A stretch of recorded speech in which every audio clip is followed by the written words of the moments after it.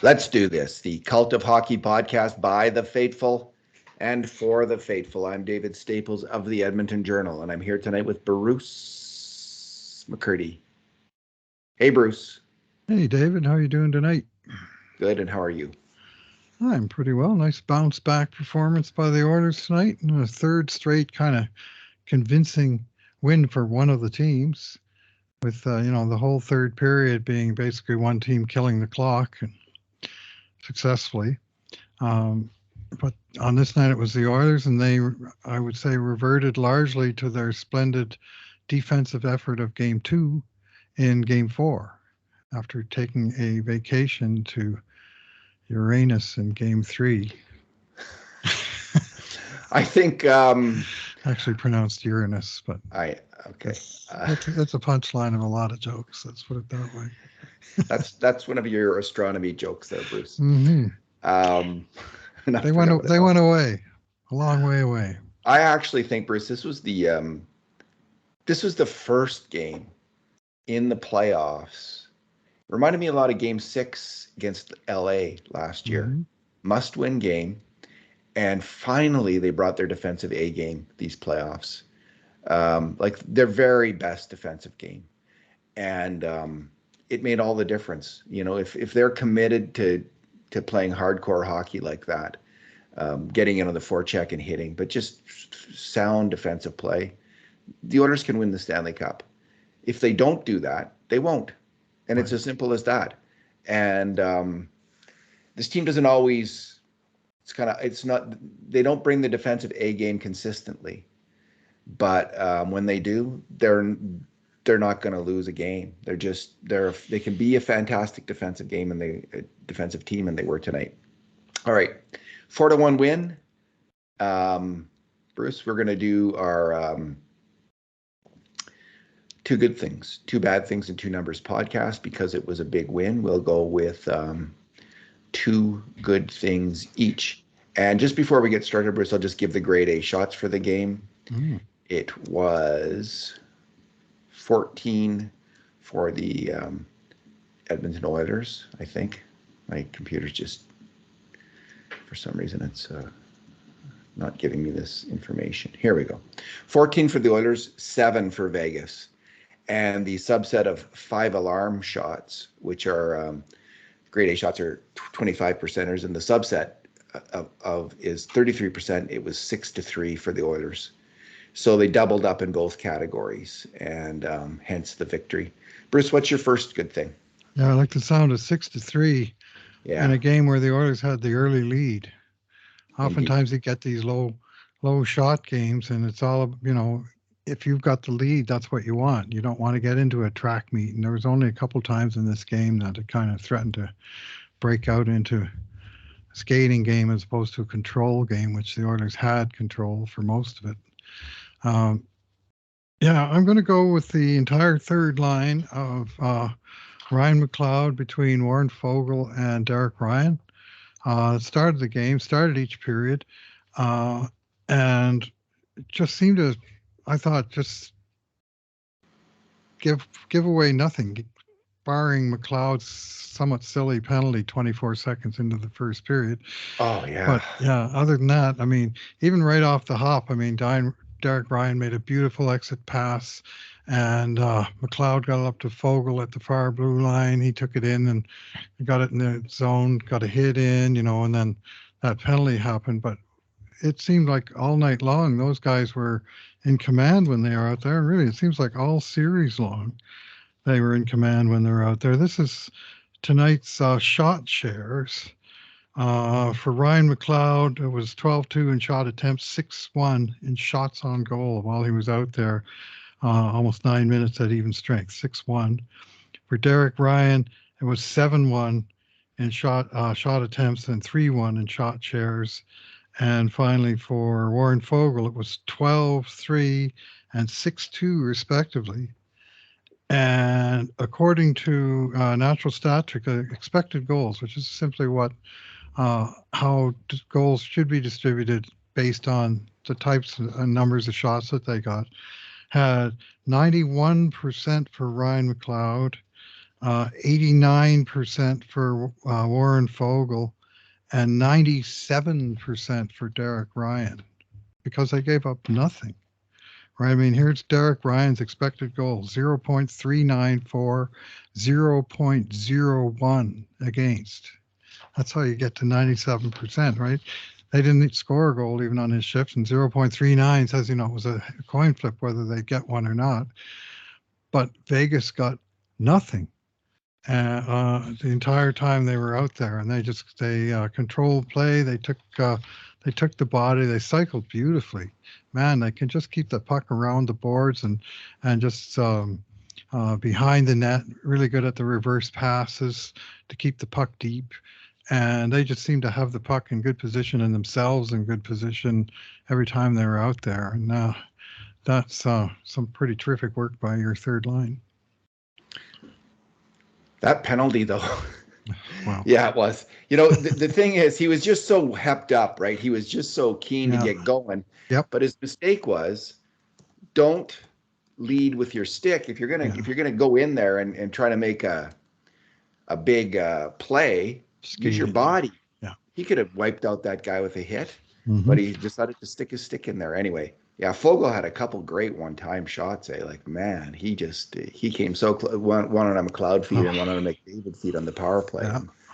And I do believe, Bruce, let me just check this. I think all three of those players, all three of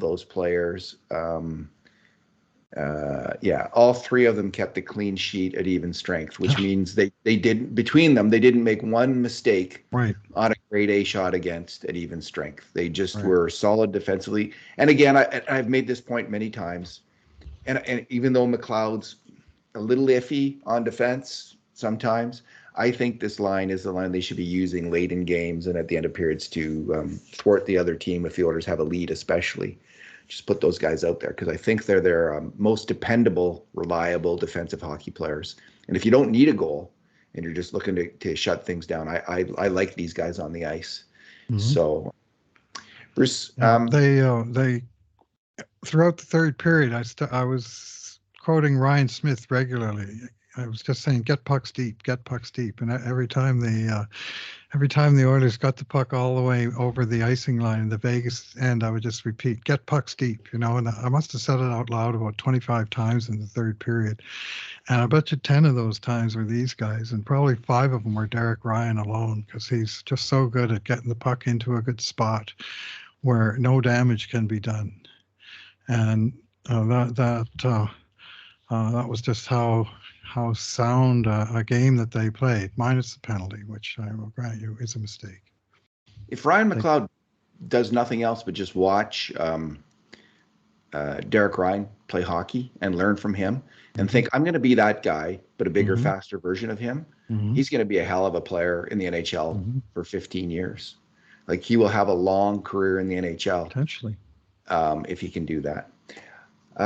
Bruce, I'm going to go with just the shots on the 3 of the Oilers' 4 goals. The first one was, of course, with a great wraparound by Nick Bjugstad, so I'm not including it, but there was 3 shots that made the goals. And, first of all, Evan, we've talked about this before.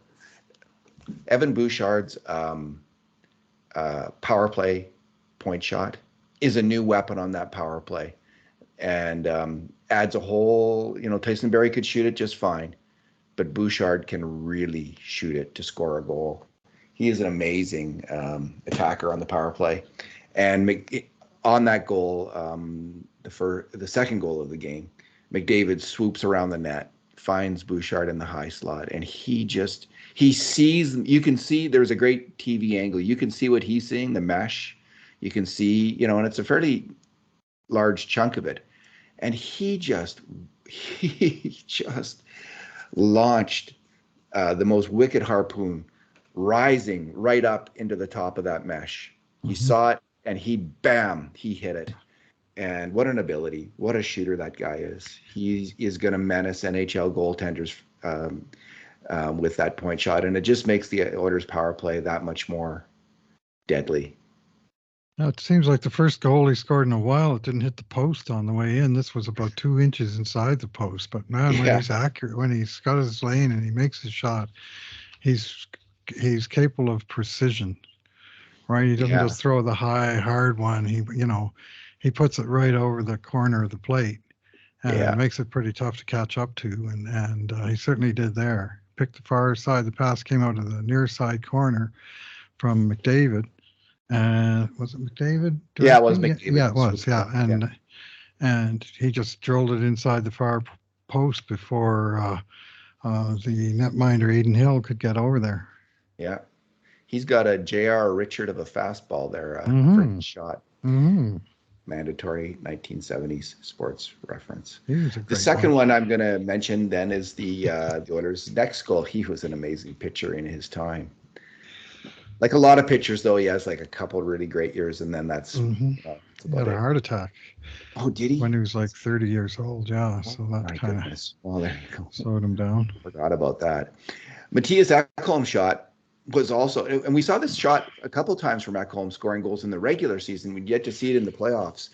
But Yamamoto, he makes up. He just had made a terrible mistake in the defensive end, letting Mark Stone in for a breakaway. But he makes up for it a little bit, at least. He wins a puck on the boards and gets it to Draisaitl, who makes a great cross ice pass. How many times have we said that in Leon Mm-hmm. Draisaitl's NHL career? And Ekholm just wires a slap shot into the top corner of the net. So just another shot that makes the goal. Finally, we get to something we've been waiting a long time, and Ryan Nugent Hopkins has been waiting a long time to see. And this is another just a fantastic pass, swooping pass into the slot from Connor McDavid.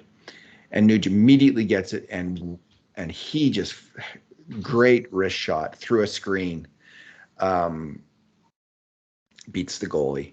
So three fantastic shots, and the Oilers are this kind of team right now. They have guys who can just fire the puck so well. Excuse me. Yeah, yeah, Ekholm. I mean, we debated a little bit whether that was an A or a B shot, but it was a little bit above the face-off dot, and I think it just a little bit outside the face-off dot. But the pass came right from the other side, That's right. and Ekholm. It wasn't quite a one-timer, but he got it away fast and like full slap shot. That was the thing, was he was able to get all of that and just blast it right. I think Aiden Hill got a little piece of it, but more or less went through him and into the net, and that was. A great shot by Ekholm, his first playoff goal as an Oiler. I think he had four during the season, but he's an offensive threat in sort of a low key way, where you don't really see him as a dynamic necessarily attacking player, but he knows how to sneak around and get into good spots, and he can make good passes and shots, and he certainly did there. Since he came to the Oilers at even strength, he's as likely as any Oilers defenseman, including Evan Bouchard, to set up someone else for a grade A shot with a great pass.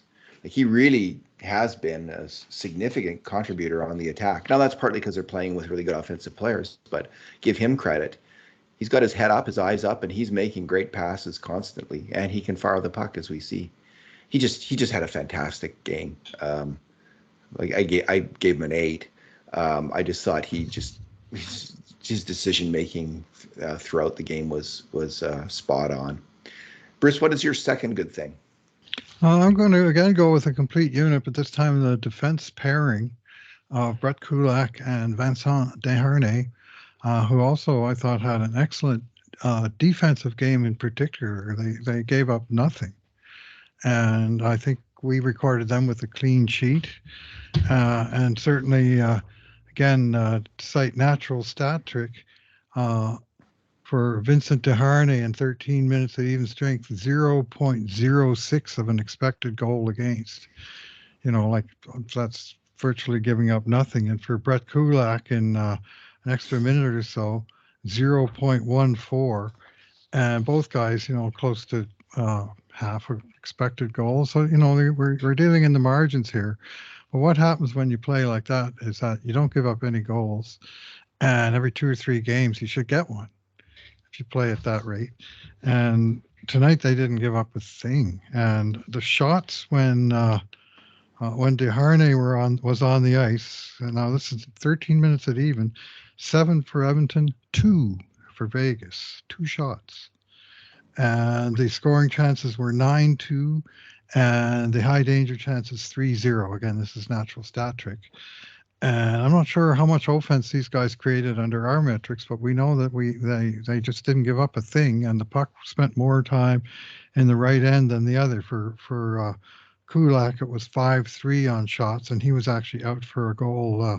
Well, they both were +1 in this game, so it did work out in terms of goals being scored when they were on the ice. They were +1, and they earned it with strong play, and included 2 minutes on the penalty kill for Desharnais.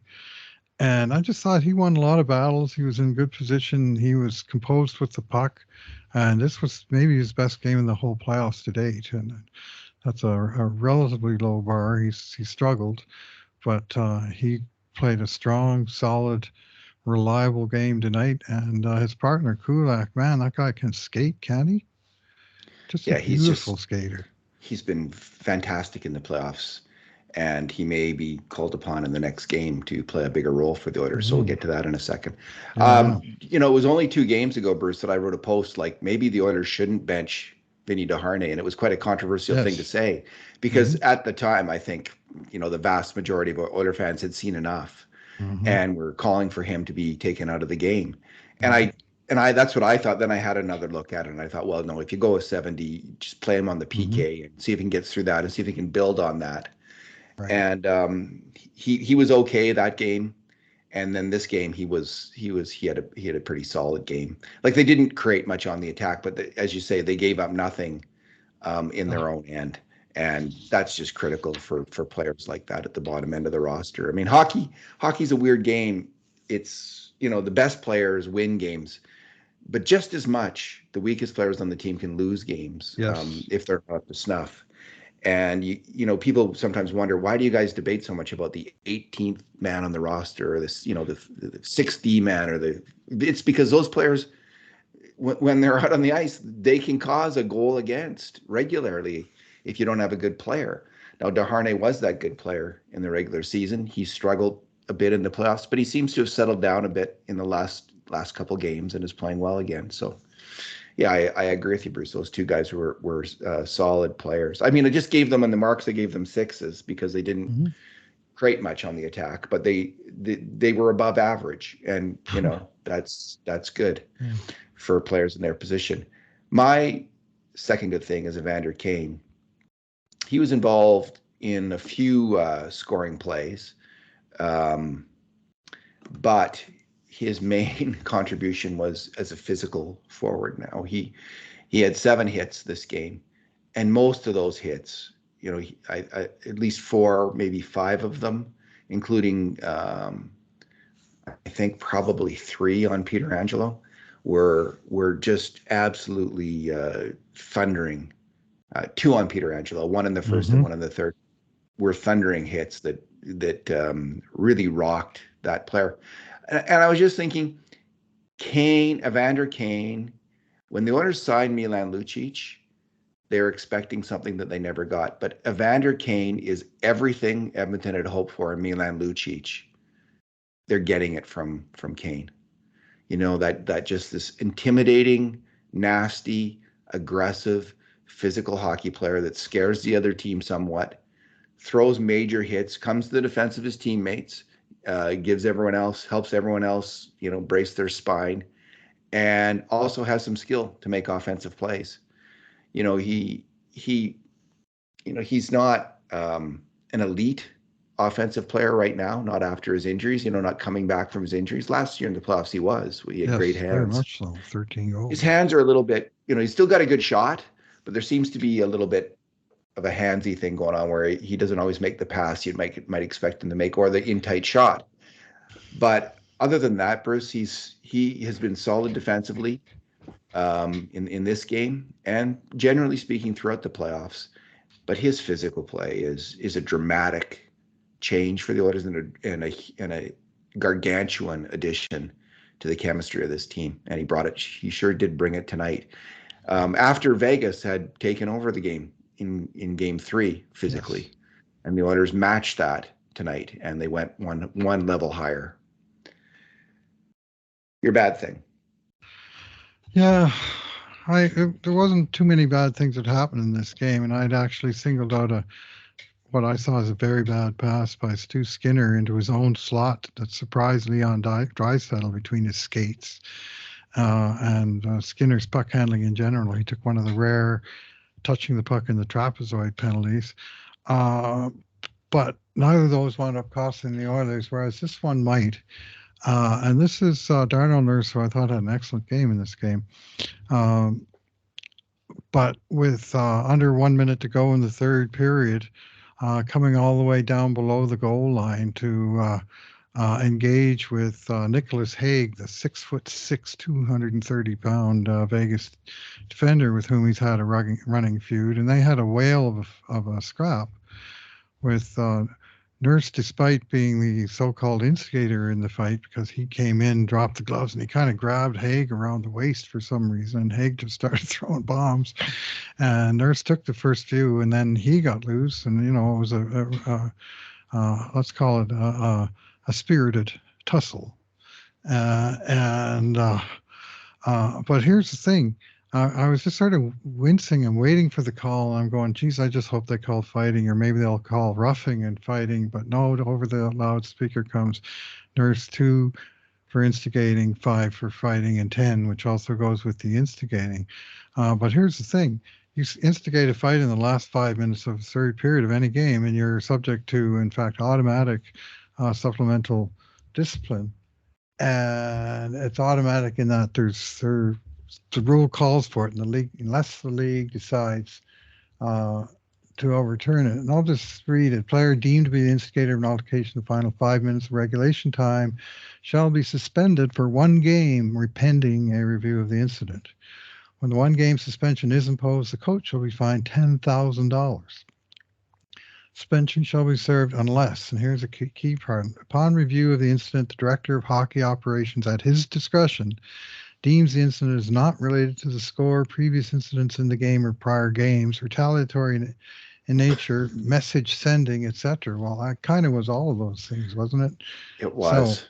So he's on the hook now after playing such a good game and establishing himself, as an important member of Edmonton, going off to Vegas for game 5, and now he's at the mercy of the court.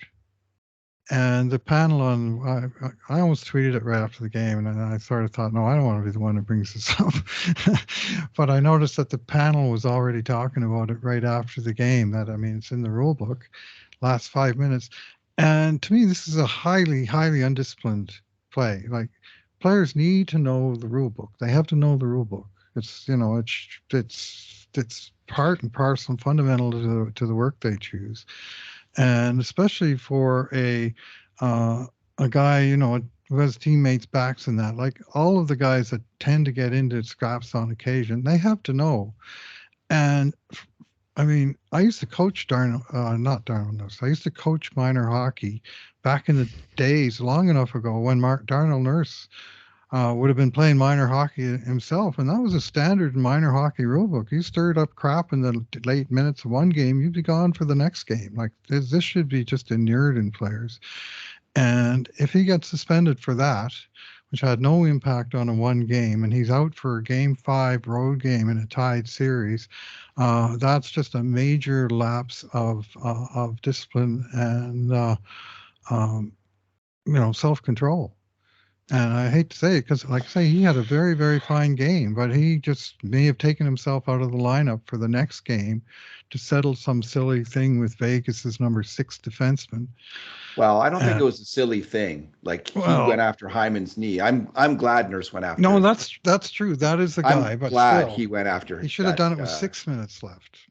Yeah. So there's that. Like, I think Nurse won that fight, because when Hague was punching him, he was punching him in the back of the helmet. Like, he was smashing his hand on the back of Nurse's helmet, which I like to see too.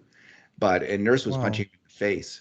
So, but I take your point, Bruce. Now, there's one interesting factor, not mitigating factor. It sounds like Nurse is a textbook case of someone who will get suspended. Um, but they will review it, so there's always wiggle room. But Peter Angelo's slash on Draisaitl late in the game was an absolutely vicious, intent to injure play. Deliberate Worse, attempt to way injure. way worse than what Darnell Nurse. Oh yeah, no doubt. You But know, one's automatic and one's completely yeah. discretionary. So what I could see is both players either getting suspended for a game or both players not getting suspended for a game. So we'll see what happens. And the way it's funny, Nurse has been so inconsistent these playoffs. Up one game, really down the next, up one game, down the like it's we don't know what Darnell Nurse we're going to get. Ekholm, Kulak, and Philip Broberg are not terrible. Like that's not a terrible lineup, especially because you have Ekholm. Like if you didn't have Ekholm right now, this would be terrible news for the Edmonton Oilers. But they have Ekholm, and they have Kulak, who's just playing great, and they have Philip Broberg, who's played well. So it's not like the cupboard's bare. So this isn't, even if Peter Angelo's in the game and Nurse is out, this isn't a disaster heading into the next game. Like teams still win after bigger, much backs than this. So, I agree. Like Nurse, he probably he didn't start throwing punches though.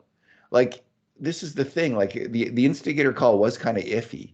Yeah, so maybe he grabbed him. Yeah, he just kind of grabbed him. And he did drop his gloves when he grabbed it, but maybe it'll be on those grounds that he might get off in that maybe but I don't know. Like I could see them both. I think they'll leave it up. I think it would be for Peter Angelo not to get suspended. And I mean, he could easily have broken Leon Draisaitl's arm. Oh yeah, that was vicious. Yeah, so the vicious slash came down from the roof and just hacked him as hard as he could. And every bit as much retaliatory at the end of the game as Darnell Nurse's fight. Oh, yeah. No, he should get more. I mean, but here's the thing. We should be in a position where Edmonton's saying Pietrangelo should be suspended and without having to say, well, we've got to defend our guy because he did something silly, was controllable. And this is the thing, like Draisaitl was on the bench. They zeroed in on Draisaitl on the bench at the whistle before the fight, but after the slash. Yeah. And Draisaitl was talking to somebody looked like on the Oilers forward core, and he says, "I'm all right. Don't do anything." You can read his lips. He says, "Don't do anything. I'm fine." And then he turns and looking presumably along the defense line, and he said, "Don't do anything." He said it again, and I'm pretty sure he's probably saying it to Nurse. And anyway, Nurse did something. He did. And he did not keep his head in the rule book. And as a result, he's jeopardized his position on the team for next game. And he did this last year. Like, wake up. He got kicked out of Game 6 of the Kings series last year for a silly suspension. And they played a sudden death game without him and won it. So it goes to your other point that it's very possible to win it. Well, Brett Kulak got thrust into the role of number one in an elimination game. And somehow they survived. He was all right, and they survived that test, but barely. And I mean, you got to learn from this stuff. You got to learn from this stuff. And I mean, Nurse is he's a learned individual. He's a all academic kind of guy, smart. He's got all kinds of leadership. But geez, you got to be on the ice. You can't help your team from the penalty box. You cannot help your team from the press box. Think about it before you do it. Here's what we know about Darnell Nurse as a player. He can get tunnel vision. Yeah. And this is why he makes some glaring mistakes. He just charges after that player with the puck, takes himself out of position sometimes. Mm-hmm. Here he is, tunnel vision again. He just is going to get Haig, and he got him. But there could be serious repercussions. Mm. All right, Bruce, my bad thing is, and this is, it's a piddling thing in the end. Could have been no worse if the Vegas quickly scored another goal. It's the one goal against. And it's really just mistakes by two players.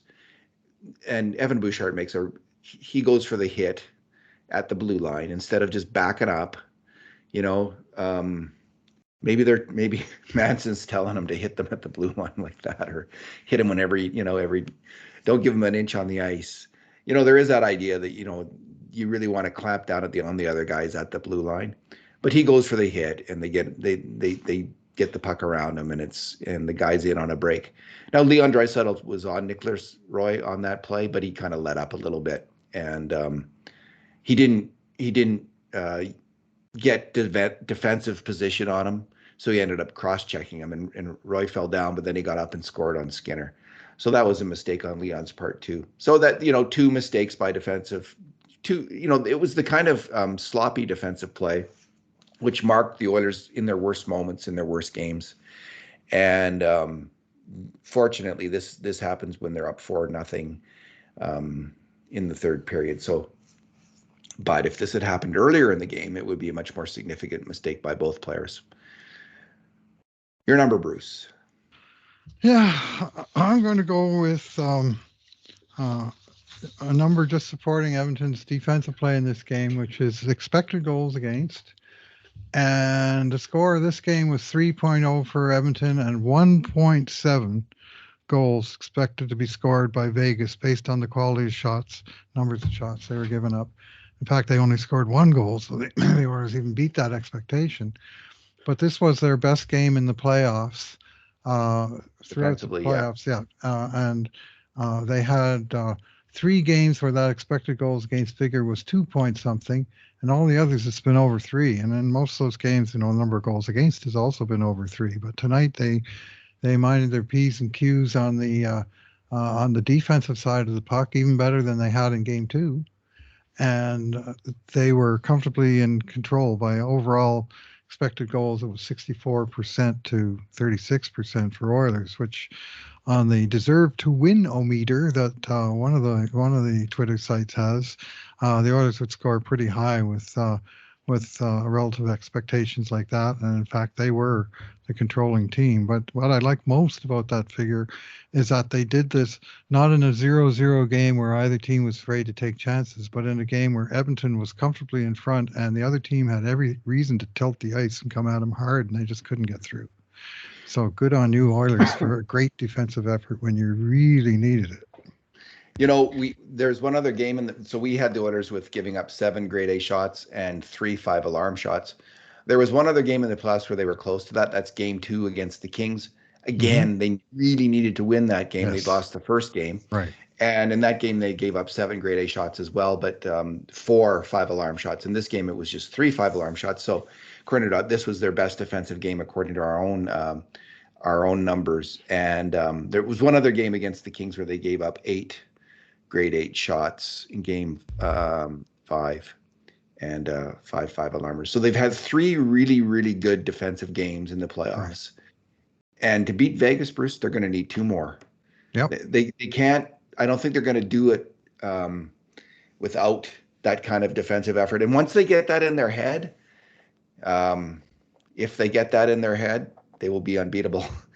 They don't have it in their heads yet because there's been lots of other games where they've been not so successful on defense. I mean, the last game against Vegas, for instance, Bruce, Edmonton gave up 19 grade A shots and 9 5-alarm shots. So they've just,